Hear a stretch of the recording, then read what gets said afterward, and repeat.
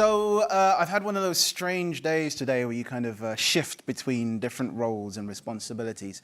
So at some point during the day, I was kind of feeding back on poems and looking through Arts Council applications and all that kind of stuff. But for a large portion of it, I spent my time looking after my mother, who's 76 years old and has just gone through a hip replacement operation.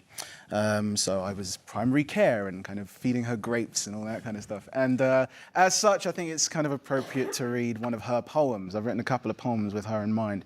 And this is a poem from Breaking Silence that's entitled Speechless. This is the first part of Speechless.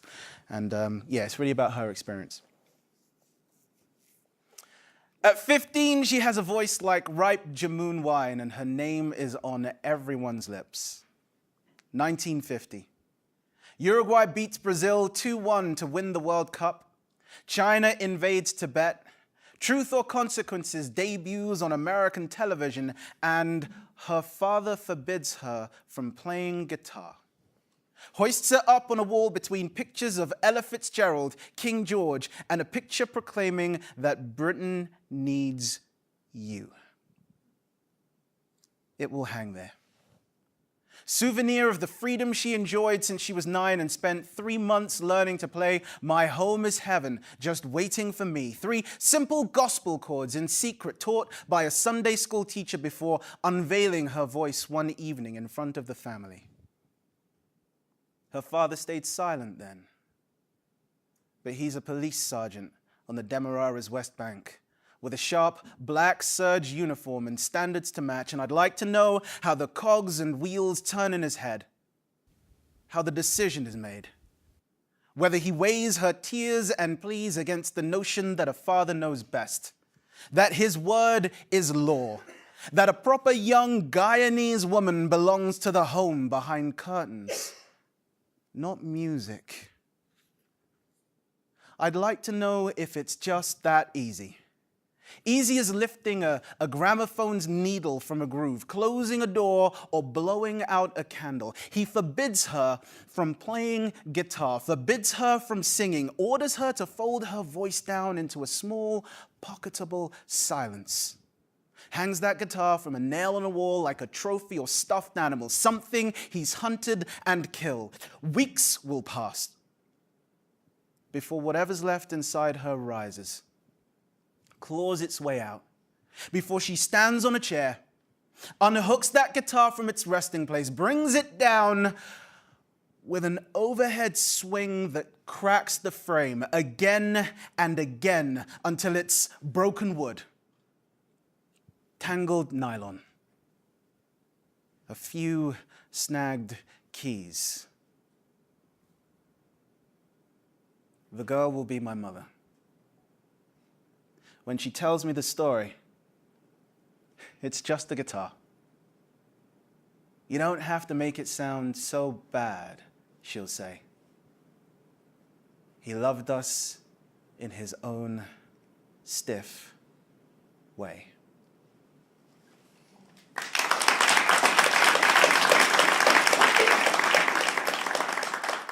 All right, so I think it was Laura that said earlier on, in the same way, I do a lot of teaching and stuff, and yeah, I do a lot of work in education, and yeah, it's an honor and it's a joy, and it's actually really humbling to go into those kinds of environments and be challenged by those young minds, and to have the opportunity to take people from that kind of point where sometimes you go in and you're introduced as the poetry guy, right?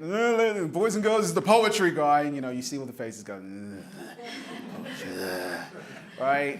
To take them from that kind of point to a point where they're actually like, yeah, poetry, yeah, it's all right, it can work. Yeah. Right? To get them that far even is a joy and a blessing, and it is a really humbling experience. So invariably, there are poems that are written about these experiences, and this is mine. This poem's called Dumb. And that's not necessarily a reflection on the abilities of the students that I work with, I'm just saying. There's a girl in class who refuses to speak. Behind her back, a teacher mouths problems at home. And who knows what large or brutal vision stalled the engine of her voice. Today in class, the challenge is to write about the things that we believe. Now the windows look out on open school grounds, and already before I've begun to speak or even know their names, they're out there. Out on the pitch or up in the clouds, anywhere but here. Their teachers have said that this is a valuable opportunity to learn. But ask the boy with his head down on a desk as if its surface is a requisite for breathing.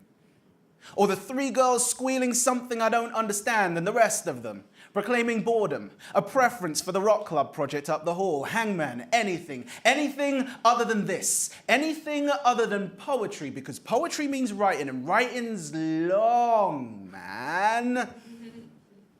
So say the ones that can be bothered to speak. We're the dumb kids, sir, says one. Why did they give you to us? Now, before the end of this lesson, the girl that lacks patience to raise her hand before speaking will come to describe herself as a jukebox. A broken jukebox in the corner of a room that no one listens to. Faulty, inside out, and forgotten in the widening fissure between her parents. The boy with a desk for a face, he'll come to describe depression in a black and beautiful light. Detailing a warm, dark pool that whispers your name. I'll scribe for a boy who will refuse to write. Ask him questions and take his answers down.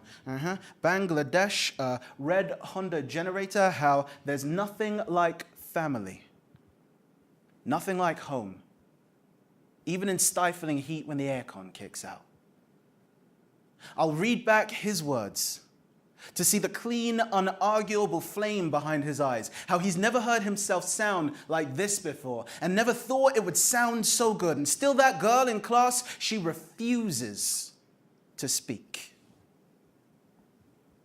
Praise her fierce and stubborn silence. Somewhere else in the world, rain will fall on dry land for the first time in months. And I want to know what her first words will be.